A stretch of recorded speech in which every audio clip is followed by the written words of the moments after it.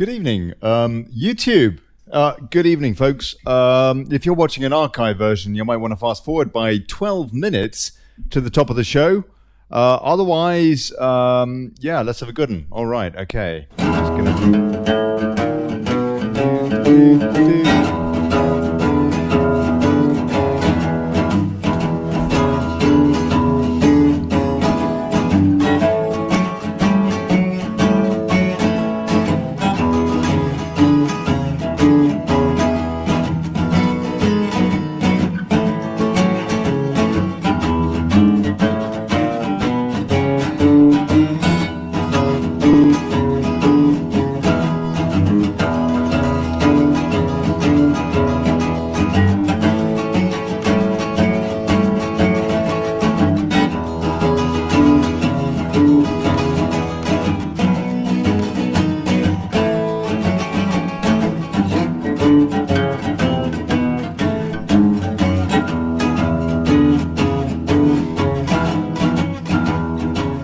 And hello, Facebook. If you're watching on the Clegg book, yeah? Oh, for crying out loud. Please, get over to YouTube. Yeah, that's the place to watch the show from now on. Too much censorship at Facebook. Yeah, coming up, it is not too late. Brexit is not over by a long chalk, yeah? Okay, all right, coming up with Garnham and Witcher and Dave Jenkins and one or two folks popping in.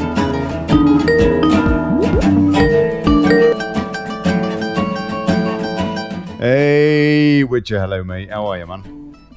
Hey, gorgeous. God bless you, mate. God bless you. I'm just setting up here. Just setting up. Yeah, it is not too late. It is not too late. Okay, all right. God bless you, Witcher. Catch you in a sec. Oh, Piers should be calling in as well. Hopefully he won't be lying down on his couch tonight. You never know. He's a good-looking boy. Oh, he's a good-looking boy. You're not so bad yourself. What's your good answer? Yeah. Good answer. Whoa. Oh, fill in the blanks. Fill in the blanks.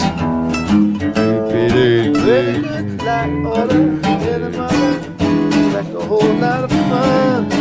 Can we do some Scissor Sisters on the intro tonight, Ollie? Oh, I'd love to, mate. Only if you can sing it, though, Scissor Sisters. If you like to like it There you go. in the morning, baby, like a whole lot of fun. Oh, I love that song. Yeah, nice. You end up taking the long way home. Oh, I love it. It's tune. Tell you what, dodgy. Right, yeah. What are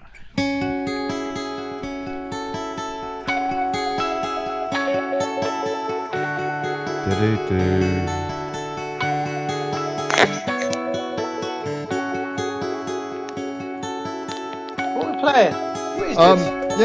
Yeah, it's called Voice, and it's from Strange, and it's copyright free. Facebook, yeah, copyright free. You censorious Nick Clegg and all that. Oh, I'll tell you. You should be watching on YouTube, people. I mean, I know it's not much better. Yeah, but they aren't giving the show as much of a hard time as Facebook. I tell you that. Are you live now, then? Yeah, we're streaming, free stream. You know, setting it all up. 9 minutes, and yeah. If you're watching an archive version, just fast forward a bit.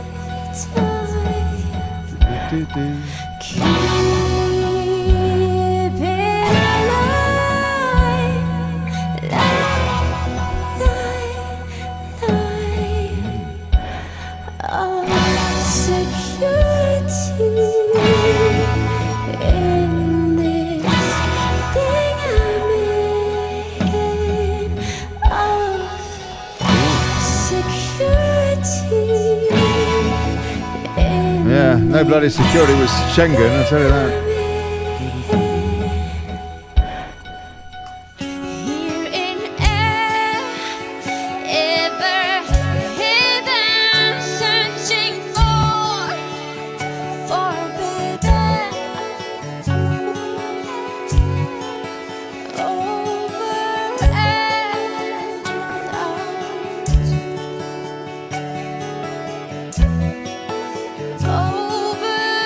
We had Naked Albert Burgess on lately. Old Albert coming on without his shirt. No, he hasn't. He hasn't been showing us his man boobs just recently, bless him. But yeah, we're always on for a constitutional pep talk from old Albert. God bless him.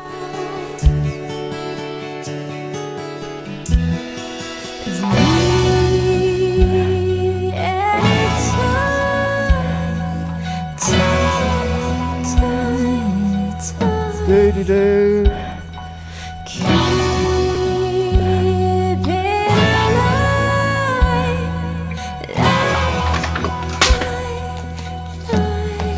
Da-da. Security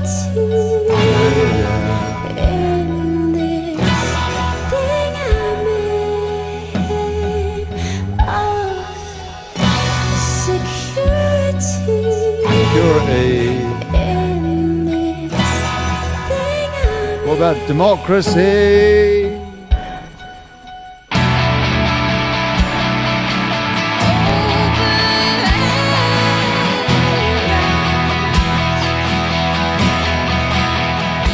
Witcher, what are you reading? Monty Python and the Holy Grail, mate?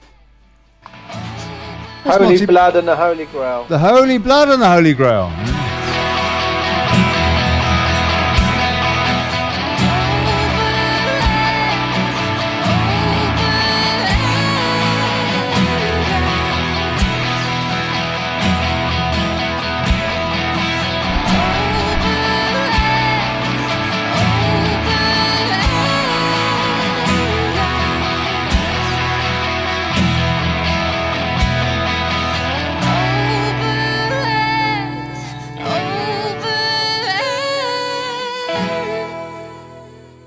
Wow. This is a great book. Your bedtime reading, mate. Holy Blood and the Holy Grail. Holy Blood and the Holy Grail. Go on. You'll have to tell us about that. Book, man. Yeah, I think you'll have to mention it on the show, mate. Tell us what it's about. Looks good. I'm reading that Game of Thrones prequel at the moment. That thing that what's his name wrote. That J.R.R. Oh no, it's not Tolkien, is it? It's the other one. Okay, it's got, I don't know. Very nice too. Yeah, it's alright. It's not as good as the series, I gotta say. I don't want to tell you much, to be fair. Yeah. Well, I think it's pretty much what we're seeing at the moment.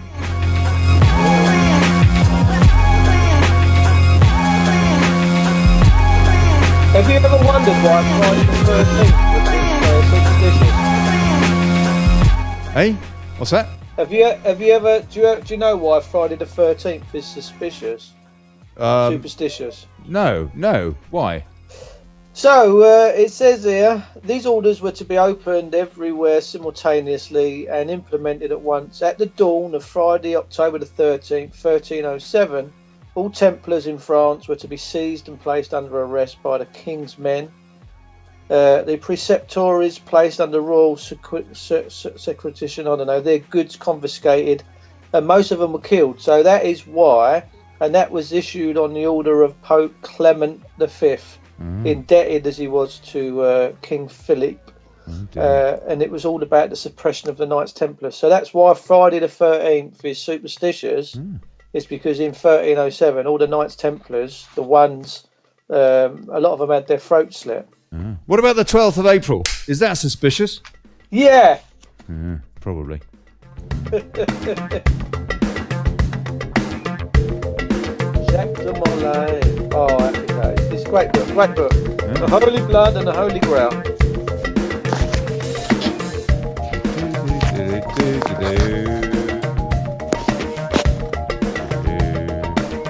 Look at my skin, scaly skin, look. Oh, you're turning into a reptile, mate. We are reptiles. Goodness sake. Well, we've got a lot of lizard brain going on. We have. Oh, bloody mosquito. There you go. There's another career politician in the making. Reincarnating. There you go. Oh, hold it. 2 minutes. 2 minutes, people. Oh, blimey. What's going on in the news? I suppose I should check it out, really. People are so fussy, they expect me to open up with the news. Oh.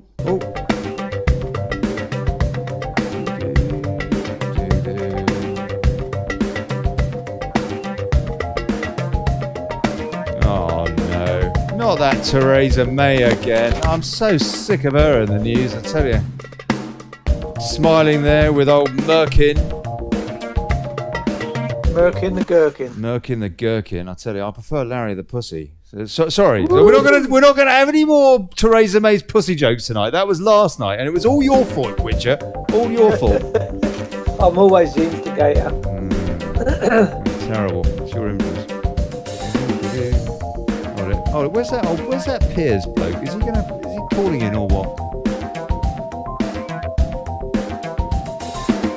Come on, Garnham, for crying out loud. You can't get the staff.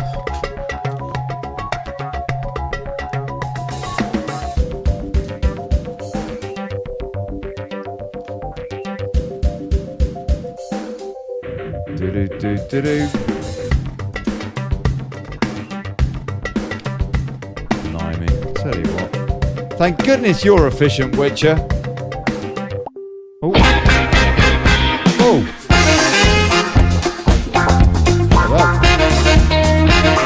I bet that woke everyone up.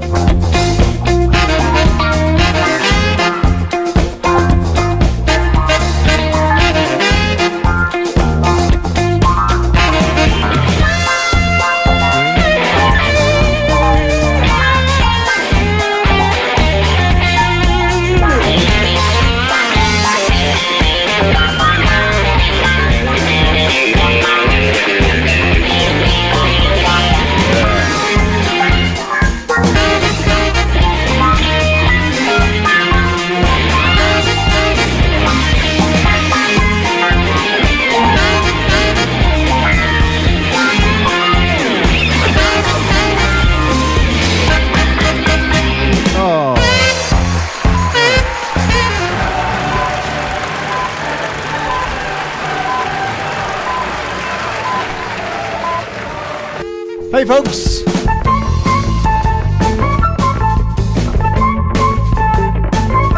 Good evening, good people. Welcome to the Daily Brino.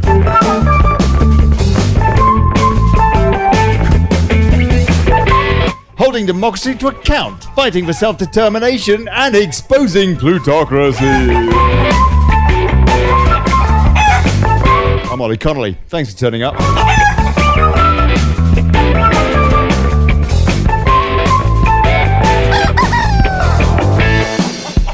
And now, it is not too late!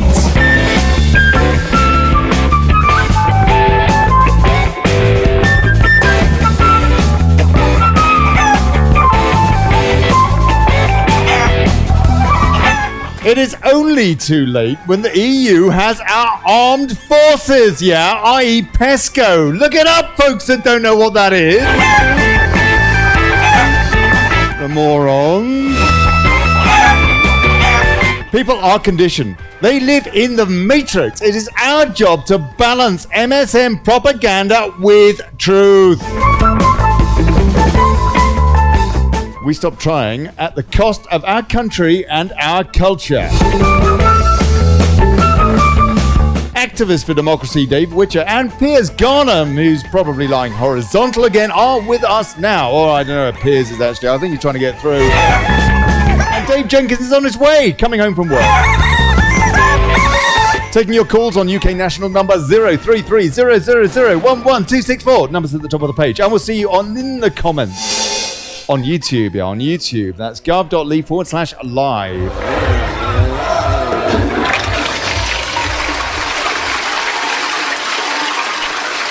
Please support the show. PayPal.me/Brexit. Thank you.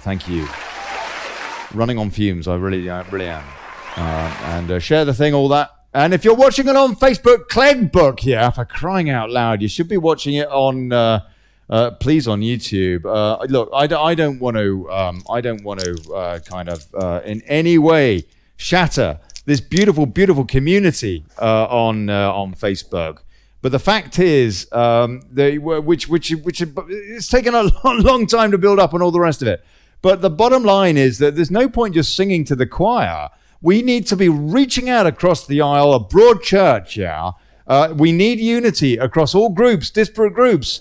And Facebook isn't allowing us to do that quite clearly. And I don't know if that's got anything to do since old Nick Clegg got involved there, yeah, mixing politics with business, i.e. fascism. Benito's definition. But for sure, it is getting worse. It's getting harder for Daily Brexit over there. And so I figured, you know what, I'm going to cut my losses and try and bring the community over to YouTube where, I ain't got no faith in Google. I mean, it is evil, frankly. They do trade with China, censoring all that stuff, and they don't pay their tax bills and all the rest of it. And then we have to pay their tax for them. Cheers, Jean-Claude Juncker, as an aside, who was Prime Minister in Luxembourg, was setting up tax havens so that companies like Google would not have to pay tax, and that you and I would pay that tax instead. But the fact is that at the moment, I'm having such a hard time, clearly, from Facebook, and I'm just trying to work it out. We need a different network entirely, but we also need to be on networks where there is the possibility to attract a wider audience for our cause. And so that is what I'm trying to do, and probably failing miserably, but there you go. Witcher, good evening, sir. How are you? Good evening. I'm very, very good, Ollie. Thank you again for having me on your show. Oh, you're very welcome, mate. I want to just briefly mention, as we start, a friend of mine who's, I took a call off him today. It's very alarming. He lives down in Sussex, and which is quite a sleepy little hamlet, a very big residential population of the elderly people, blue rinses and Viagra on prescription. And I got the sad news today that within the last 2 weeks, Sussex police have kicked his front door in and arrested him and beat him up in his own home before incarcerating him in a police cell for 24 hours. Now, I wanted to open that one up to give people some shock horror. And we're paying for our own enslavement, Ollie. We're stupid. We really are. There you go. Do they have any? I mean, it doesn't sound like it, but do they have any justification whatsoever for acting like? They sent him some paperwork. It was to do with a fine. He said no, thank you for your invitation, and he dealt with it in the civil matter, which it is just a civil matter.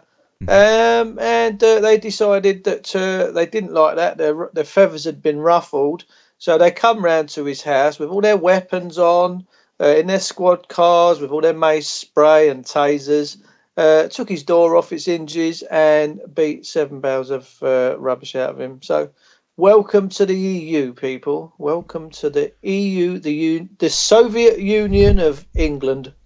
It sounds like Gestapo tactics. It is. That we're seeing. It is. And it's hardly an isolated case. I'm getting a lot of stories like that.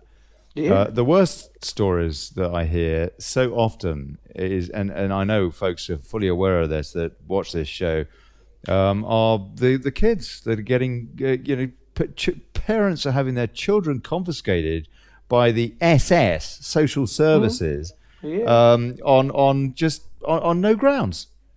On no grounds. The European Union project is playing out just nicely. It's very, very frightening. I want to go through some of the news stories going on today, which and please chip in as you will, sir. The papers this morning, and look at that. I don't think I've got my graphics sorted out very well here, but you can get an idea. They're all piping on the shag rags this morning. Divorce law revolution ends complete. Ends couples blame game. Daily Fail, divorce on demand.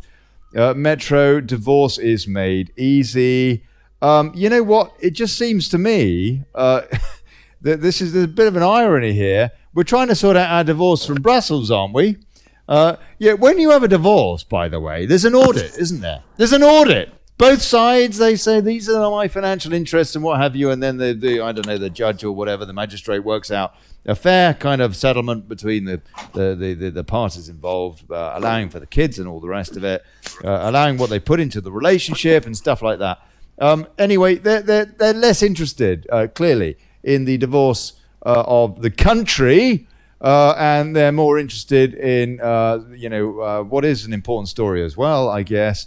But I tell you, wouldn't it be nice if it would be easier and less of a slog, an uphill battle to have this divorce from this damned EU? It's absolutely incredible.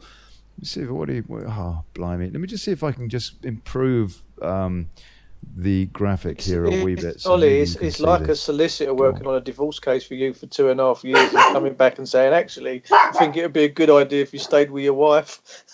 Yeah, that's right. That's right. Yeah. It's an absolute joke. It is absolutely crazy. Unbelievable.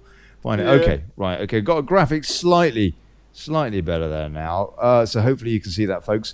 UK likely to be offered Brexit extension until the end of the year. This is Groniad's take. I thought I'd put in a libtard paper today just for a bit of balance. Yeah, EU chief negotiator Michel Barnier fails to convince bloc. May has plan to break deadlock is their latest on this. Britain appeared set to be offered a final long extension ending on the 31st of December.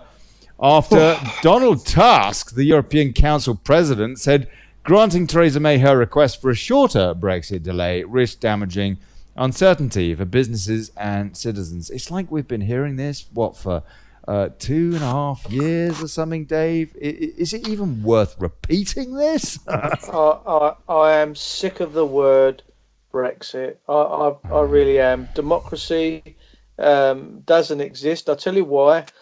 Democracy exists in a free people where there are no barriers and steel gates to stop you getting into publicly owned buildings.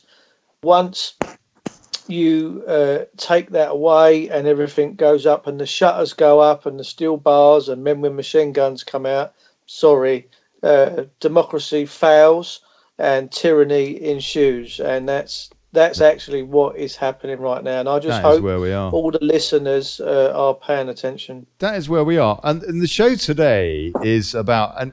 hold on, we've got somebody on the line there. That's not Piers, is it, by any chance?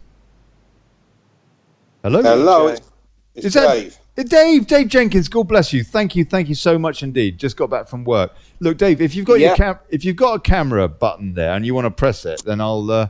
insert your vid in a minute. I'm just going through some of the news today.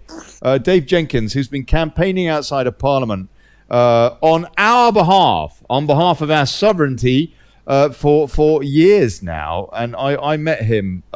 He's been coming on the show. He's been in the comments for, I don't know, a couple hundred shows or something. But I actually saw him on the 29th. And there he is. God bless you, Dave. I saw him on the 29th. At 11 o'clock, which was supposed to be Brexit time. And Dave, it is so it's an honour, mate. It's an honour to have you on the show, even though you're wearing your dressing gown. But that's fine. That's my gig. That's how I normally roll. I was copying the Dave. What's going on? I finished plastering all day. I had to come home and have a quick shower, and just managed to try and work out this Skype stuff. So. First ever time. Oh, bless you, mate. Look, I'm just going to go through some of this other news, and then I'm going to pull you guys in, and we'll have a chat. And oh, blimey, we've got Tom Bell calling in now as well. It doesn't rain, but it pours. Tom Bell, good afternoon, sir. Good evening. How are you, mate? I'm good, Ollie.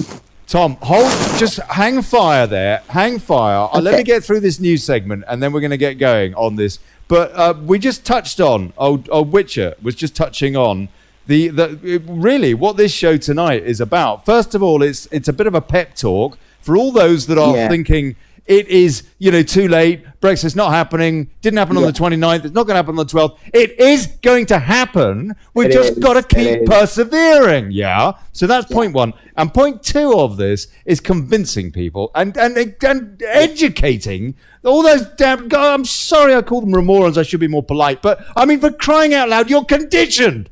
And it's understandable that people are conditioned. We're all conditioned. We're all conditioned by our parents, by our schooling, by our religions, etc., etc., etc. And we need to think outside of the box. And by the way, stop treating the EU like some kind of a religion when all it wants to do is to take your money and give it to him over there because they're going to vote for him or whatever. Yeah, it's called theft.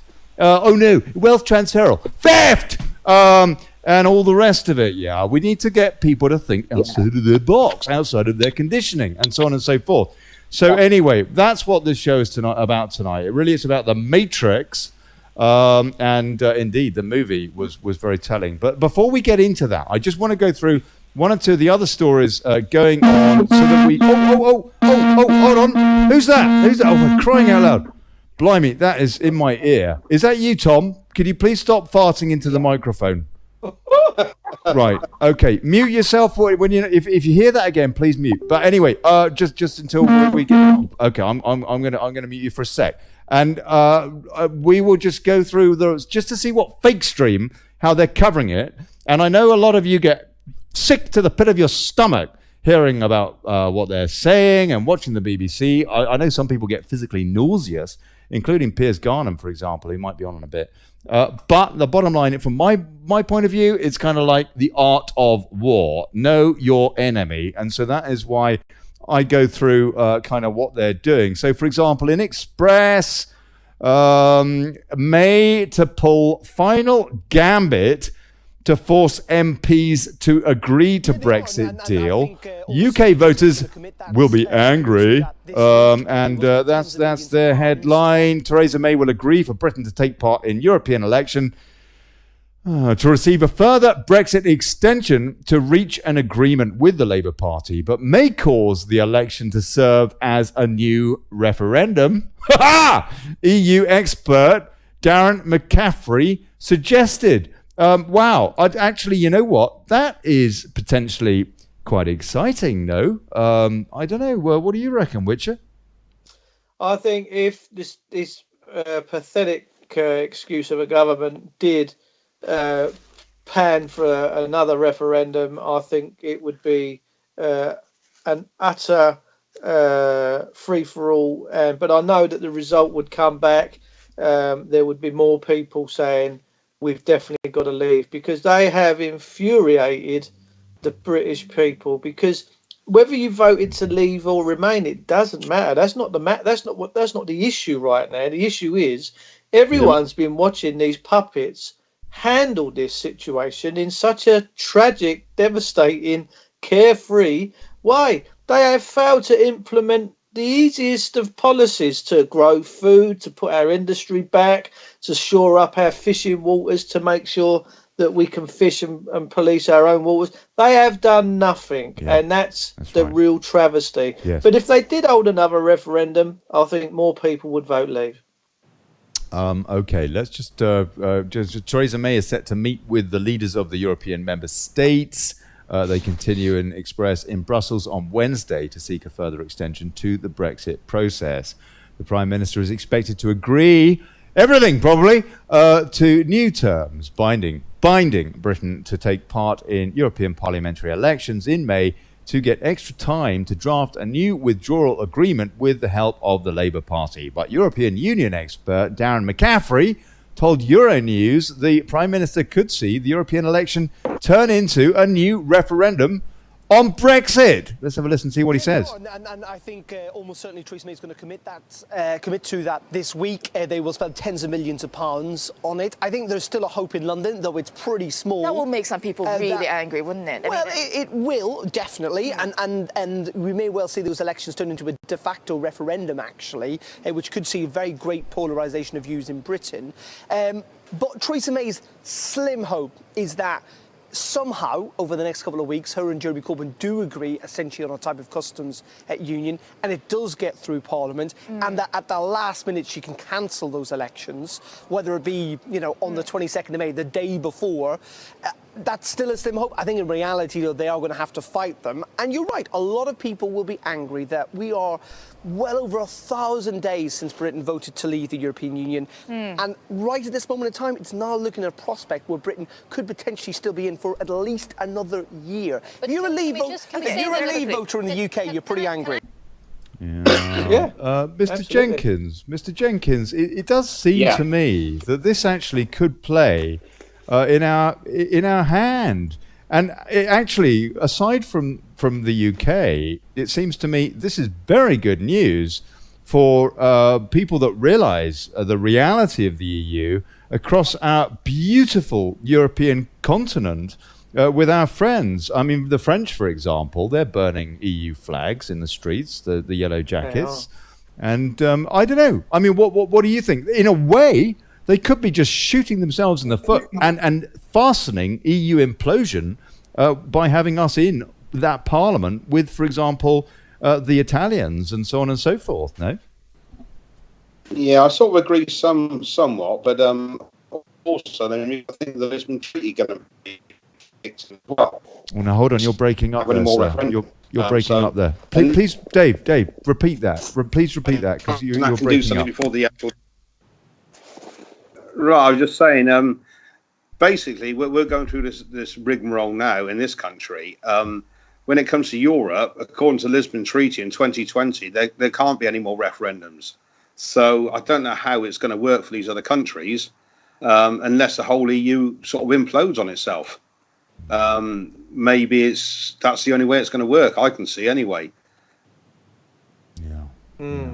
Yeah, it is pretty curious. Okay, but then we've also got to think of the other side of it as well, because looking at other things around the world, there's going to be such a change in economics. They reckon by the summer that things are going to totally change. So whether it's going to be a worldwide thing and a total crash on economies, because we are due for another recession, whether that's going to change an awful lot around Europe as it is, I don't really know what the outcome's going to be. You're absolutely right. That throws in a completely new dynamic again. I don't know how the hell they are spinning the plates, continuing to spin the plates with this global Ponzi scheme, basically. But I mean, it could well be used as a kind of a way to frighten people into wanting to keep some sort of unity. Witcher? Well, Debenhams has gone into receivership today, so we're seeing the high street sort of just fall to pieces, and we're seeing the mighty fall. Whether that's a good thing or a bad thing, I don't know. I know that people have changed their habits. We're always an evolving people. We need to evolve. I don't know where we're going. I think that, like you said, the sheer fact that we're in the European Union and we're in their place, Nigel Farage and these others, Gerard Batten, are giving them such a heavy time. What it's doing is actually exposing the EU for what it is. And the Italians have jumped on board. The French have jumped on board. Yep. There was a German woman, a German MEP, that got up and spoke the other day and said that once England leaves, that's it. The EU's finished. So it is. That's what they're hanging on to. They know full well once England removes all ties and gets rid of that Economic Communities Act 1972 and cuts all ties with the European Union, which is the only Brexit option I think should be on the table, they're finished. Yeah, I agree with you there, Dave. Wholeheartedly. And that German woman also turned around and stated it's like losing 9 countries the amount of money we put in, not just one country. That's right. So it's a big draw on them, and which means then Germany's going to have to actually stump up, and France, a lot more money. It's worth people bearing in mind. It's worth people bearing in mind, gentlemen, that the UK, over the course of the last, I don't know, what is it, 4.5 decades or whatever, has put in £500 billion with a T pounds, whereas, for example, Spain has put in, I think, about 25 billion. They didn't put in a penny until just a few years ago. I mean, look at the disparity of that. If you go to Spain and you go, have a bit of a travel around the country, you may well go on one of these HS2 type trains. They are all over the country, crisscrossing the country, all paid for effectively by the British taxpayer. Same with the roads, by the way. All the motorways have been built over the course of that time, in this time period. and then guess what? The Spanish government, the Spanish economy is bankrupt. Their national debt is larger than their GDP, despite all of that. And it is incredible. Yeah, we've put in about £500 billion. It's an enormous amount of money. Imagine how that could have been spent at home to create jobs. A friend of mine moved to Portugal a few years ago. I don't know if he's back in the UK now. He went out there to heal himself, grow his own food, and he done a very good job. He said to me a couple of years ago, he said, Dave, what do you reckon the council tax is out here in Portugal? I said, I've got no idea. I said, £100 a month. He said, £200, €200 every 5 years. Really? Good I'm Lord. like, whoa. My this word. was Portugal. €200 every 5 years. We are being royally mugged off, Ollie, in this country. And do you know what? As I've said many a time, the more they take, the more homes they take, the more cars they take, the more kids they take, the more people they beat up. My mum, she's in a late. Sorry, Baxter just called. Call back, sir. Chris Baxter, please call back. My mum, she's 86 years old. She is paying £200 a month. She gets a bit of a benefit because she's on pension credit, but if it wasn't for the fact that she is basically hasn't got enough money in her bank account, she would then be paying £200 a month. It's like having a mortgage. It's like having a mortgage, and that's council tax. And you know where it's going? It's going to put up migrants and what have you that they're bringing into the country under the Coudenhove-Kalergi plan. I know. I mean, really. Absolutely. Unbelievable. Okay. We are foolish. One more story before we get into this. And Baxter, call Baxter, please. If you just joined us, this is Daily Brexit with me, Olly Connelly. We've got Dave Witcher here. We've got Dave Jenkins here. We've got Tom Bell here. And we've got Chris Baxter trying to call in. So welcome. And these guys are activists for democracy. And guess what? So am I. Right. Okay. So Huffington Post, they are saying... And this, of course, is what we saw last night. Brexit delay bill becomes law as MPs and Piers rush through Yvette Cooper move to stop no deal. Historic legislation to delay Brexit has been passed by MPs in a frantic, and the Lords, and the Queen in a frantic bid to force Theresa May to avoid crashing out of the EU without a Brussels deal. Yvette Cooper's EU Withdrawal Number 5 Act 2019 became law at breakneck speed. They actually debated it for over only 4 hours in the Commons before it was sent up to the Lords. 4 hours, yeah. Let me just quickly add that to the call there. Please mute yourself, sir. Please mute yourself for 1 second. Taking just 2 days flat to clear its passage through both houses of Parliament. The new act gives MPs the right to force the Prime Minister to extend the Article 50 process that covers the UK's exit from the 28-nation bloc after Speaker John Bercow said that royal assent would be formally granted quickly. It was duly enacted in the House of Lords, witnessed by a handful of Tory Brexiteers, according to HuffPo, in a move that saw the Commons effectively wrest control of the Brexit process from the government. I thought that they'd wrested control from the British people, actually. The legislation compels ministers to bring forward a new motion on Tuesday to delay Brexit beyond the current date this Friday, the 12th. Yeah, although May has already postponed exit day from March the 29th, Britain, which was sealed in an Act of Parliament, and which, of course, we know Robin Tilbrook is contesting in suing the government, saying that that's illegal because there was no Act of Parliament to overturn the previous Act of Parliament, which kind of, makes sense, I guess. And we have had him on the show, and Viscount St David's is going to be back on the show tomorrow to discuss that further, by the way, and Lobby for Democracy, which I'll be talking about a little bit later in the show. And so if you're watching, Rodri, Viscount St David's, thank you very much indeed for supporting Lobby for Democracy. God bless you, sir. Although May has already postponed exit day from March 29th, Britain had been facing a fresh cliff edge departure on April the 12th, if May's own Brexit deal failed to get approval from Parliament. It's not a cliff edge, is it? It's called WTO, yeah, HuffPo. It's called a WTO deal, yeah, with ancillary deals to keep the planes flying, keep the lorries moving, etc., etc. It's not a cliff edge. It's not crashing out, and it's not a no-deal scenario. That is a lie. Within seconds of the Commons passing the legislation, the government tabled the required motion for Tuesday, which will set out a new exit date. And that's what the Vichy Prime Minister Theresa May is now discussing with old Angela Merkel in Berlin or whatever. Mr.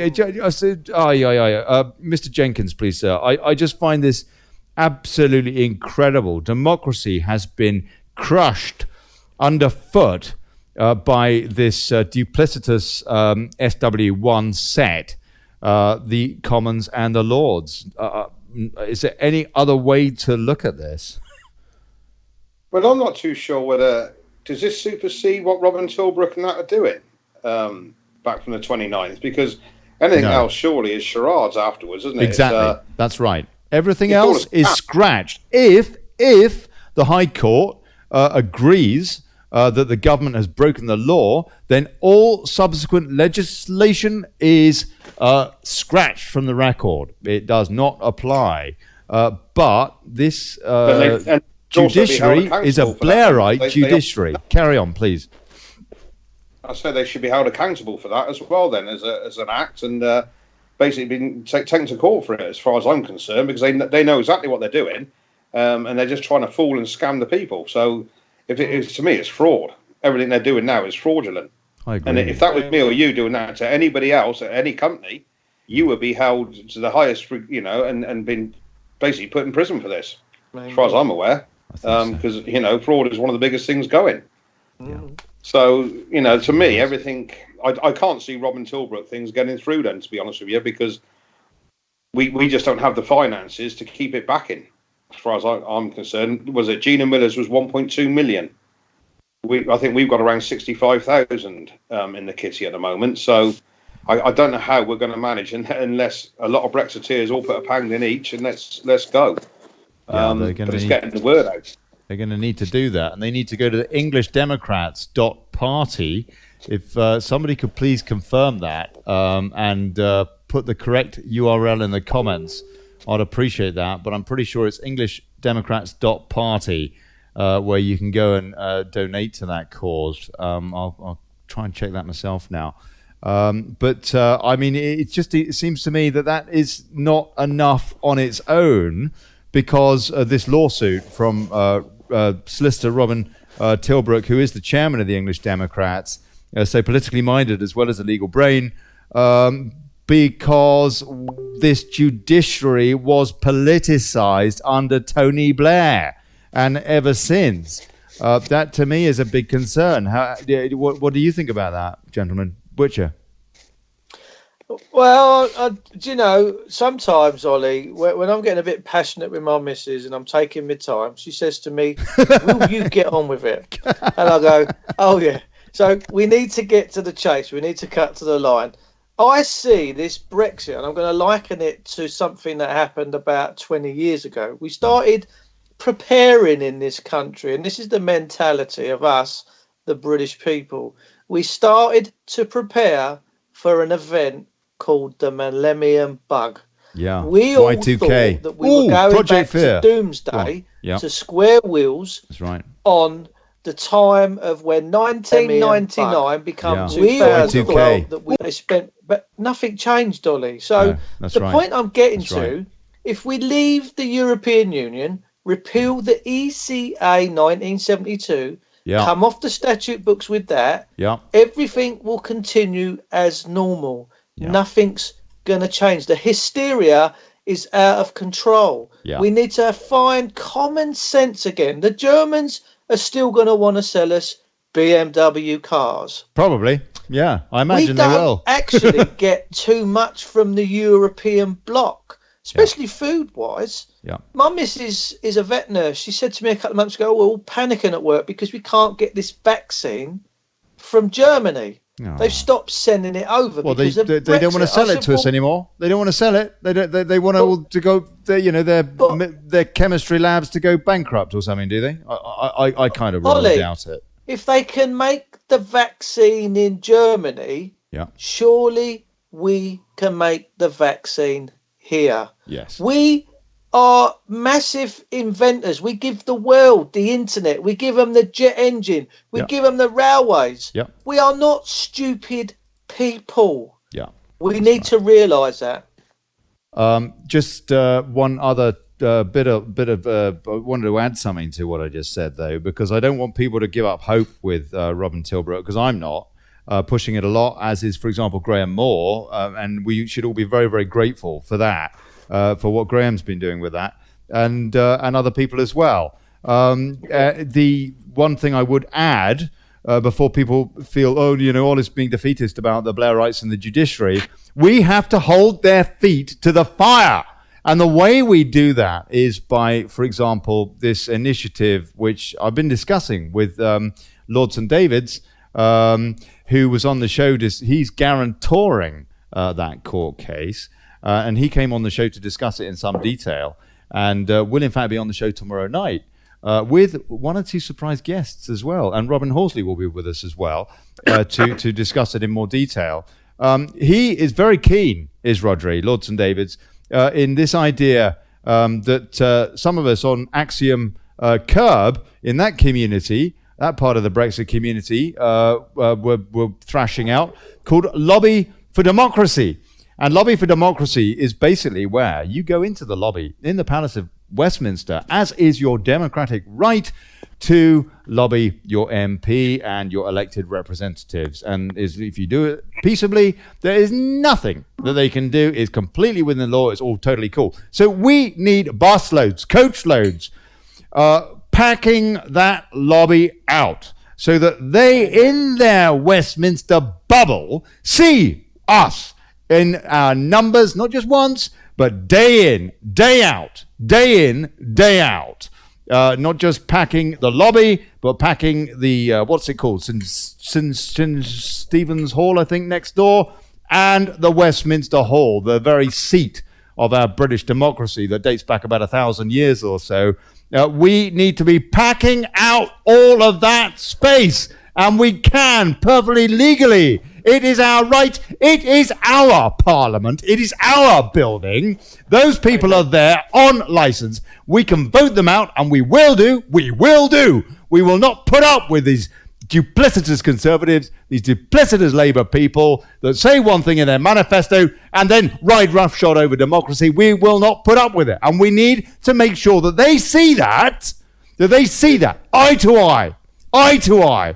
And so anyway, Lord St. David's is going to be popping in tomorrow to discuss that in a bit more detail, because he's very, very excited and enthused by this idea, as are other lords. We have them, many of them, on our side. They want to chaperone us. They want to chaperone us. So please, people, tomorrow at 7 o'clock, youtube.com/Daily Brexit, we will be discussing that. And Lord St. David's personally will be appealing for people to get in those coaches, drive down the motorway, get into London, get into the lobby there, and he will personally, with other lords, escort you to make sure that you are protected from any kind of, intimidation from that may otherwise transgress from perhaps one or two slightly overzealous police or what have you.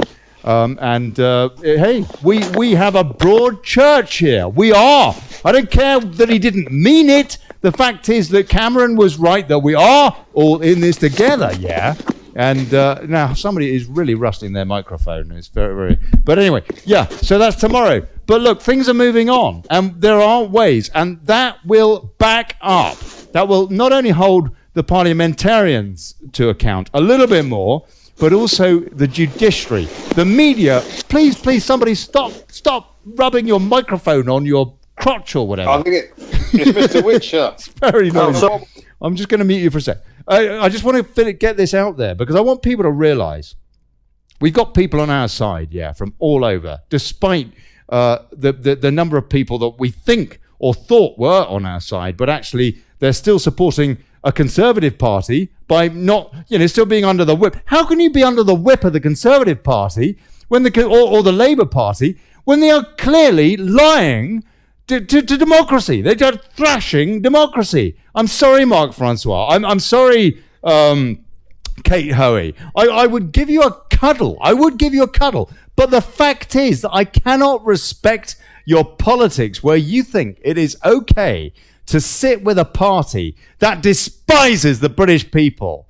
And on May the 2nd, this is another thing, yeah, this is another tactic that we have. We must not be voting for any candidate that is somehow supporting a party that supports the EU over and above the British people. We have to show some self-respect. Aye. So look, we need these populist parties. We need to be supporting the populist parties. Pop is Latin for people. That's Olly. what we need to be doing, and so on and so forth. Right. Who is there? Olly. Good evening, sir. Who's that? My name is Christopher Michael Baxter, and it's Lord to you. God bless you, How are you Christopher doing? Michael Baxter. How are you, man? What would you like to say? I was getting a bit excited. I would like to say you have an error or a problem today by, on YouTube, no one could put any comments in. And obviously you're not reading them on Facebook. No, hold on a sec. Let me have a quick look. I've also got Piers complaining he cannot get on the show via Skype. So what are you up to? Come on, what are you doing? We've got comments. We've got comments on YouTube. People need to log in before they can comment. Exactly the same as with Facebook. Ollie, I'm logged in and I'm registered and I can't put any comments on YouTube. Oh, blimey. Oh, Yeah, Nick Clegg, is Nick What a Clegg joke. is he moonlighting? Is he working there as well? I wouldn't be No, it must be to do with Brexit. I tell you, I'm going to take a few. I'll take a few comments whilst you mention it from YouTube. And if you are on Facebook, please. I've had so many problems with Facebook. I'd really appreciate it if you get over to YouTube. There are many comments on Facebook, Ollie. There's loads on YouTube as well. I'm looking. There's more people watching on YouTube than there are on Facebook tonight, which is wonderful. Chris Bogg. Well, that's strange. Then obviously Go on. either the website you've given to us or it's just not working on my phone and other people's phones. Yeah, but you're a technophobe, aren't you? You are a technophobe, Chris. Let's face it. When you're on about the people, Ollie, it's Dave Simpson from Wales. Dave Simpson, God bless you, man. How are you? What's going on? What's going on with you? Dave Horny Simpson, has been getting everybody to honk their horns on the motorways and stuff like that. How are you doing, Dave? What's going on with the campaign, please? Well, it just to reinforce what you was just saying. I'll speak to you later, Ollie. All right, Chris. God bless you. Thanks for letting me know. Thank you. Thanks, you, mate. Bye. Go on, Dave. The public are on side. What I did is we went onto the bridges, and as you know, we put some flags out and a simple sign saying "to leave." Yeah. The public, a massive percentage.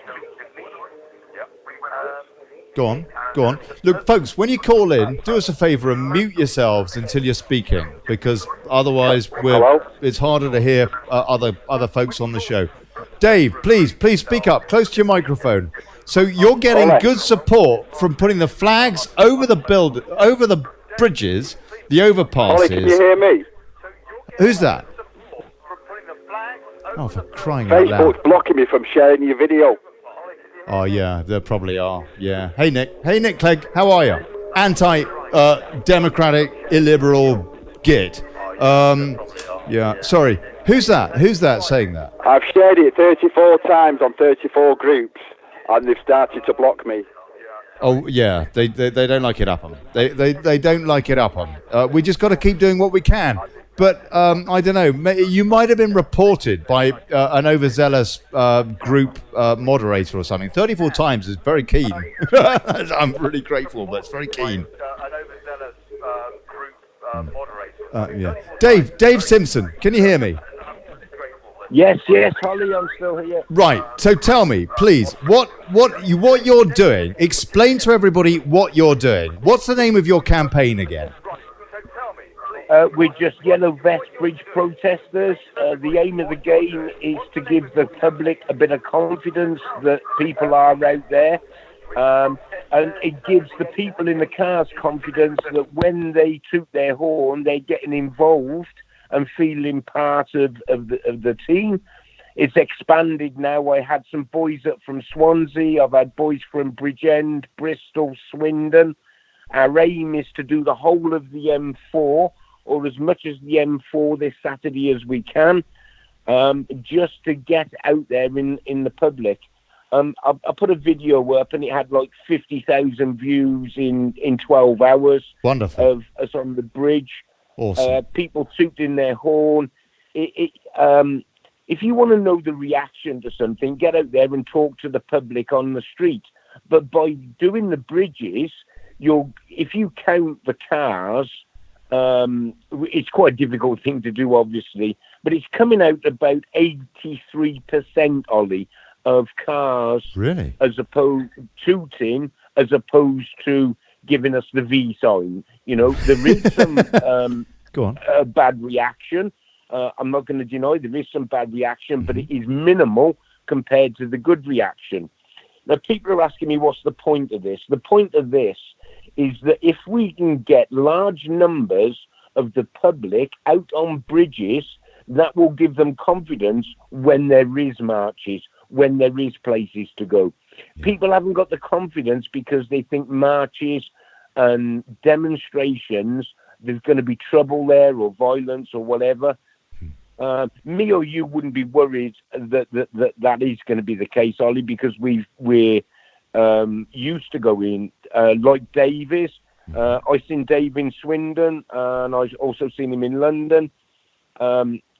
It's a new way of getting the public on People board, haven't got, if you understand. Oh, that's fantastic. That's awesome. Dave Jenkins, does that fill you with a bit of confidence? When I saw you on the 29th, you were a bit down. You were a bit concerned that there weren't enough people protesting, I think. There had been during the day, but at 11 o'clock itself, it was quite quiet. And I know you were a bit despondent and, you know. Well, yeah, I was really, because everybody seemed to be there for the two stages. And as soon as the stages or the people stopped speaking, it was like, right, let's all go down the pubs, let's all get drunk around London and forget what we're actually there for. And to me, 11 o'clock at night was a pinnacle point, really. That should have been absolutely flooded, that area. People protesting. Yeah. I was there at 11 o'clock. Were you, Dave? Go on, I didn't know. I was there. I didn't see you, man. Well, I mean, I was at Churchill statue. I was at Churchill statue, 11 o'clock. Go on. I was there very disappointed with it myself as well, Dave, and not happy about the turnout at 11 o'clock, like you said. You're spot on what you say. You know, I think Dave Witcher's spot on with what he said, that, you know, the public have become very apathetic. This is a way we can actually get them out and give normal general people the confidence. It's not hard. Stand on a bridge, tie-tap the flags on. The police are going to give you a little bit of grief, not too much. There's nothing. It's totally legal. I'm going to be speaking to a few groups throughout this week, and you know, a lot of people are on board. A lot of big groups are on board, and they're going to try and put some people out on the bridges to attract the general public. Now, if we've got, say, imagine we've got the M4 done London to Swansea, and if it grows and we have a lot of people out, then you've got an army of people along a long stretch of motorway. And that could be very influential when it actually comes to doing something else. So, you know, there is a point behind it. It will all become apparent. But let's get the people out first. Let's get the public on side. We're not blocking roads. We're not doing go slows. We're not interrupting anybody. We're getting the public on side, which they are on side. So Dave, where can people find out more? I'll put a link on in the comments on both YouTube and Facebook. There's a new Facebook page. I think you commented on there the other day. God bless you guys. It's called the Yellow Vest Bridge Protesters. We're working closely with a couple of other yellow vests and trying to get Portsmouth done, Birmingham.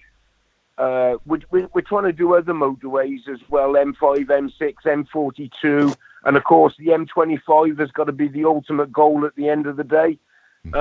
If you get that M25 done, that in itself will just shut everything down, you know? I'm just putting that in the comments now, folks, so you can have a look at that. That's Dave's page on, it's a Facebook group, the Yellow Vest Started Bridge up by Helen and Joe from Bristol and Bath. We've also got Andy on board in Swindon. Of course, Tracy Blackwell has given her blessing down in London. Excellent. With Dan in Portsmouth.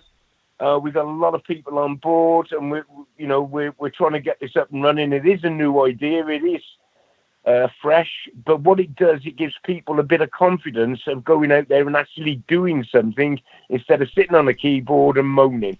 And it's quite it's quite a different atmosphere when you stood on the bridge and all those horns are blowing and the just the atmosphere. I know it sounds silly, but the atmosphere stood on the bridge when you've got all these public blowing the horns at you. It's quite electrifying, Ollie. It's quite a unique sort of feeling. Oh, it's wonderful. It's wonderful. It's so pure. It's such a simple thing. And it seems to me that the best ideas are simple. You know, they're simple, and that we can do this in a peaceable way as well. But the problem is creating that awareness with everybody being so conditioned. Go on, please. It doesn't cost anything in your local area. If you haven't got the motorway, find the busiest road going into your town or city, and it can be a footbridge, it can be a motorway bridge, any bridge. Just a couple of flags, a simple sign saying "toot to leave." We're trying to make all the signs the same, "toot to leave." Let's get this countrywide. I mean, I've said it before that it's okay trying to get 1 million people in London. That is difficult for people, travelling costs, time-wise. This way, we can get 1 million people on the streets, but all over the country. And the meeting point is easy. Now, once you get a few people in the area used to doing their bridge, this could unfold into big numbers, but across the country, which I think is what it needs. I wonder. We've got 3 Daves here, and we got Dave Witcher, we got Dave Jenkins, and we got Dave Simpson, and me. Okay, Witcher. I wonder. It seems to me we really need a general strike. We need to provoke something. We need to trigger something through peaceful means. We need to get more people involved in lawful rebellion. No, is it? I don't know.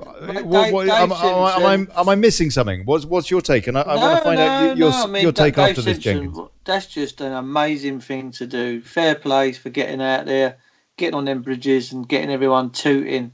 It's always nice to pop your horn when you're on the motorway. It's fantastic.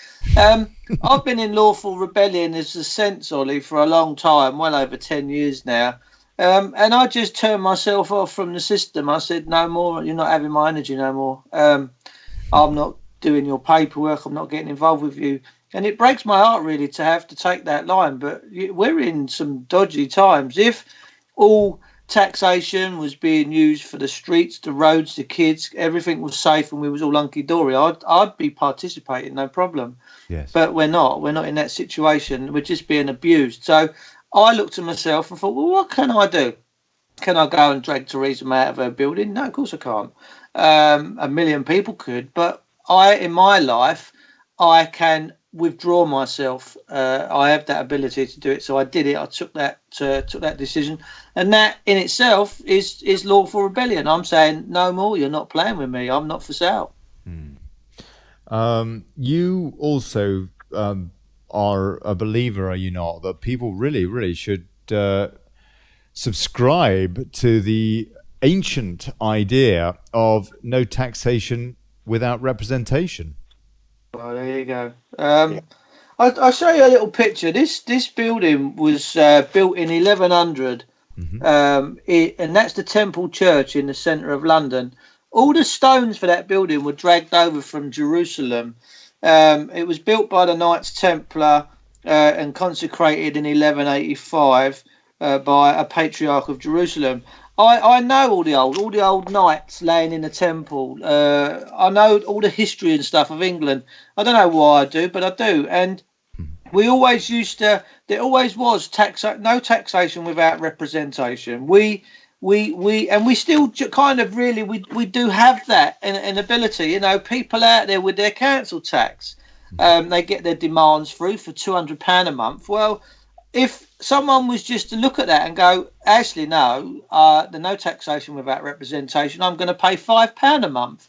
So you pay £5 a month, and they can never move on you because you're not in to their way. You're not in dishonour. I guess they look at me as if I'm a dishonourable man. No, I love my country. I love the people. I'm not going to let this sociopaths ruin the people of this country, and I'm certainly not going to lend them my energy no more because they're morally bankrupt, Ollie. They've got no morals. One thing, Dave Jenkins, it seems to me that people absolutely should not do is, and that it's immoral, in fact, in my opinion, to pay for propaganda. I do not see any moral justification now for paying a TV license fee to the BBC. Well, I don't know many people that do now in my circle. I cancelled mine 3 years ago now. Never heard nothing back, not even a knock on the door. So long as you sort of break contract with them and say you don't agree with them, and I explained to them on the phone at the time, if they come knocking on my door, then they're going to get involved in my contracts, and I'm going to charge them £500 a visit. And as far as I'm concerned, nobody's ever knocked since. But I need to speak to Dave Witcher about the council tax because I didn't pay it last year, or I had a bit of a dispute with them where my money was going. And the next thing I knew, people knocked on the door and it went up £800. So I ended up paying it because it was just getting stupid. But I need to do it again this year and think about it more tactically, if you know what I mean. Well, to go, like you say. This is a very important little conversation, so please have it right now, gentlemen. There's a great podcast, lawfulrebellion.org is a great, fantastic website set up by a friend of mine called Matt White. If you go there is a guy in Stevenage called Adam Hayden of the family Cole, who had his council tax reduced to 000. You can see the evidence and you'll see the podcast, which you've just got to press play, and it's about 28 minutes long. Adam goes through the process of how he got his council tax people to bug on out, as he called it, out the back door with their discretionary powers. And he just put 6 questions to them, and they bugged out. They did not admit that he was right, but they used their discretionary powers and they set his council tax bill to 000. So go check it out. Check it out. Yeah, I love it. Can you send me the link on Messenger, Dave? It's more risky. I can do, yeah. It's that is more risky though, is it not? And you know, I mean, you can stand up for yourself, Dave Witcher, maybe a bit better than some folks, and people can be intimidated and feel uncomfortable and threatened even. What country are we living in when you have to feel intimidated but the fact and is threatened that, by the public servant? But you said yourself at the very top of the show, you gave us a horrid example, which is all too common these days. Beat him up. Is it not? Are we not on safer ground to suggest to people don't pay your BBC license fee? And the reason I say that is because there are ways that you can do it, and they cannot incriminate you, because if you say what are they called, these vans that are supposed TV detector vans, that's a load of old cock anyway. That's a complete lot of nonsense. You funny man, yeah. You're funny. It's like something out of Doctor Who, isn't it? The TARDIS. It's as fake as a Dalek, yeah. But on the other hand, you can say, look, I don't watch it, whether you do or not. And by the way, I do BBC. I watch all of your stuff. Come and sue me. We'll have it out in court, and I'll tell people exactly what you are.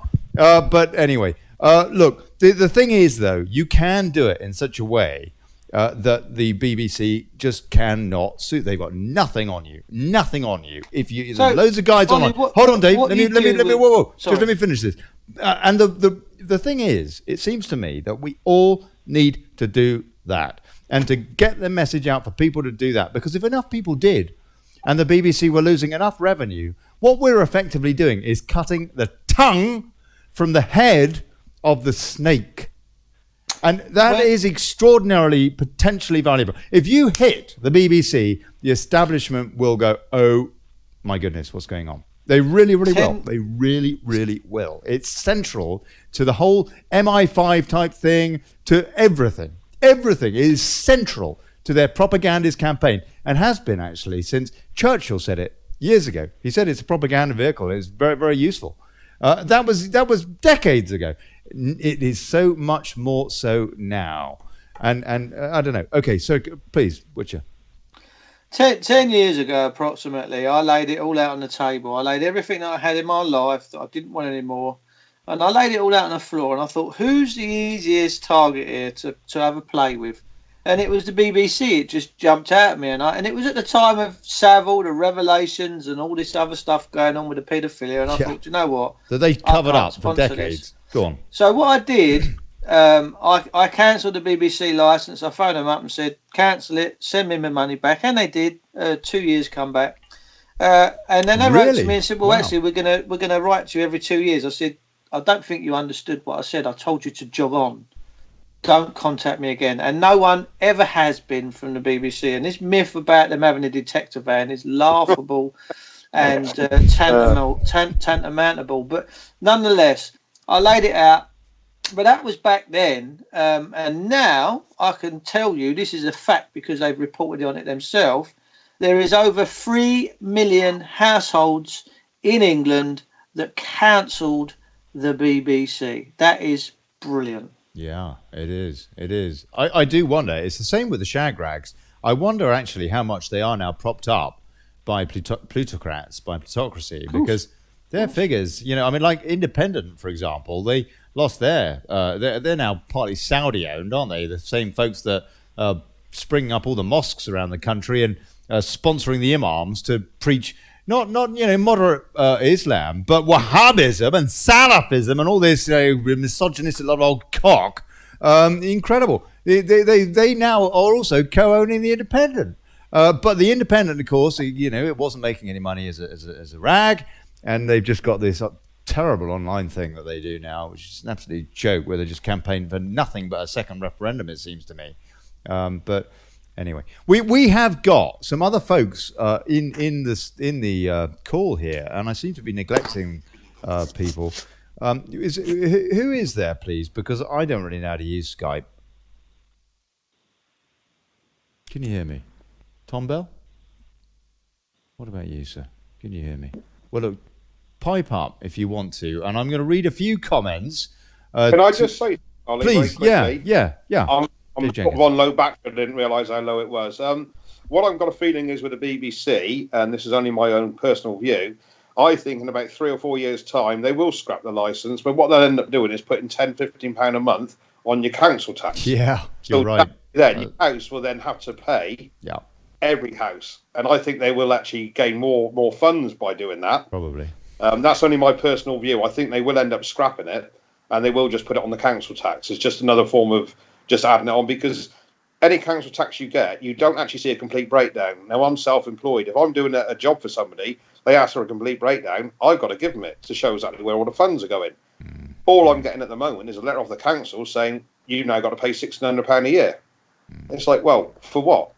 I want to know where the money's going. No, we don't have to tell you. Well, surely, if I'm doing a job for anybody, you're my servant, I want to know where my money, it's simple. Simple question.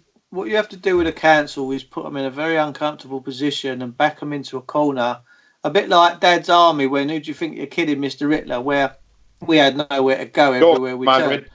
So, yeah, exactly. So once you push them into a corner, they will bug out, and the proof is on that website. And there are more and more people now bugging out of this with the council tax and saying, no, thank you.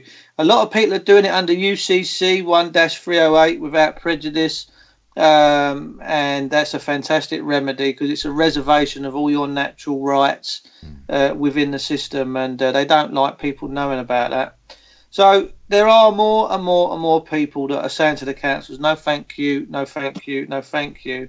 There's a guy actually in Ireland, this is with mortgage, he'd for 17 years paid £5 a month on a mortgage, and they couldn't take him to court because he wasn't in dishonour, he was paying what he could afford.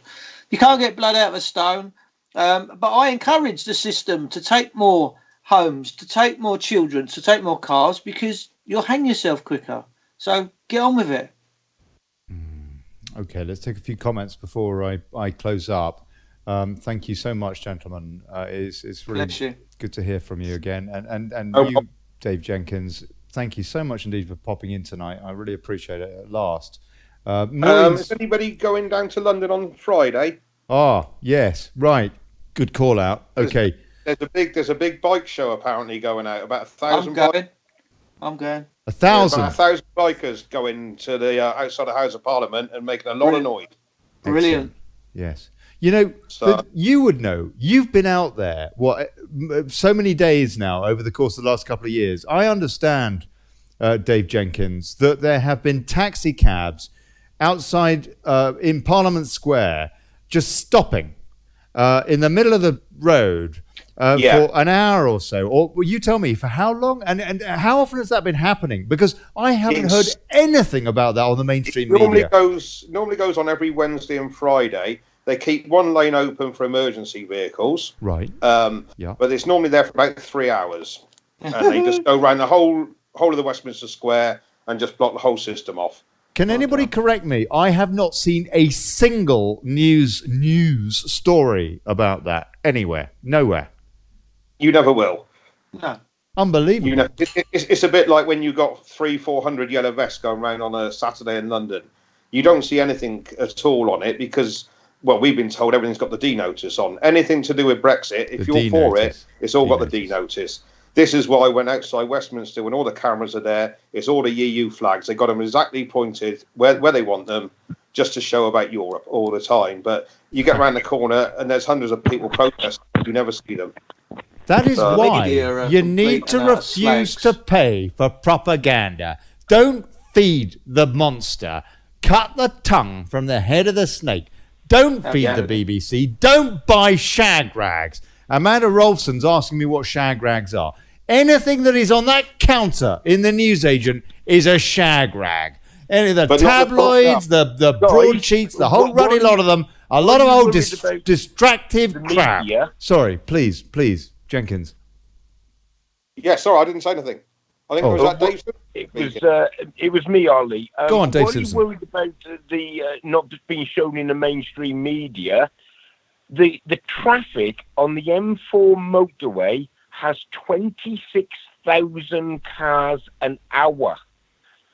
I'm creating my own media because those thousands and thousands and thousands of cars going down that motorway, the majority of them tooting, when we get set up properly, the M4 corridor will be like a TV station. Go on. Promoting whatever we want to promote on those banners. Think about it, guys. You can't get better than people going 4 o'clock till 6 o'clock. Is peak time on the motorway, on the busy roads. Create your own media. It's easy to do. Local people going half a mile down the road or my bridge is 2.5 miles down the road. Easy to get to. 10 minutes to set some flags up. Try to have the flags on the bridge. Don't have them in your hands because they could fall out and cause an accident or whatever. Yes.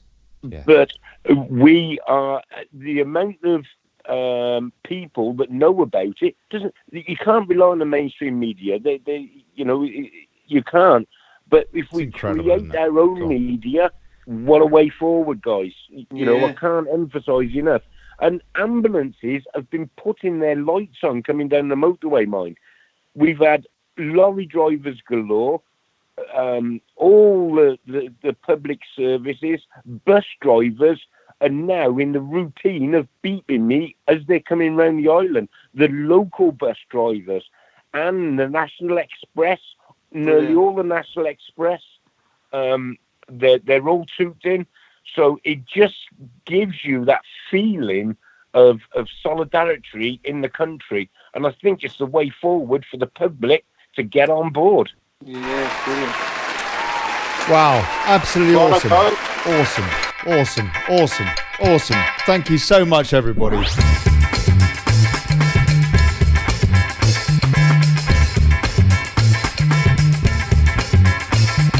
You have been checking out Daily Brexit with me, Olly Connelly. With old Dave Witcher, God bless him, Witchy Woo. Dave Jenkins, often normally found outside of the Palace of Westminster. And Dave Horny Simpson.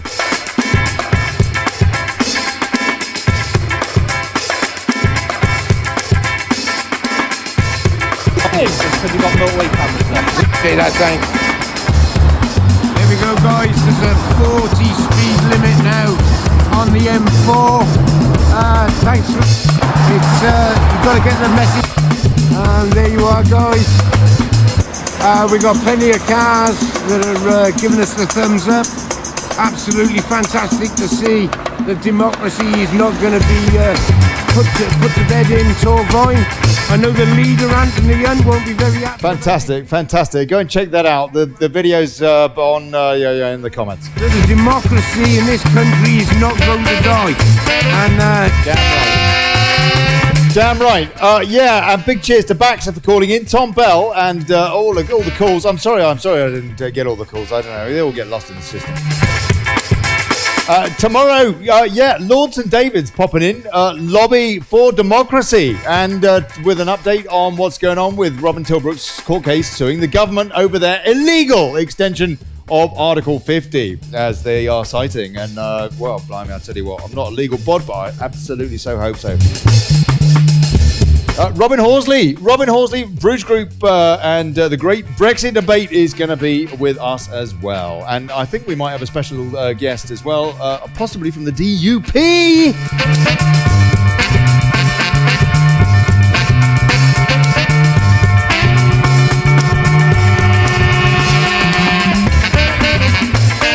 At 7 o'clock, BST, British Summertime, tomorrow.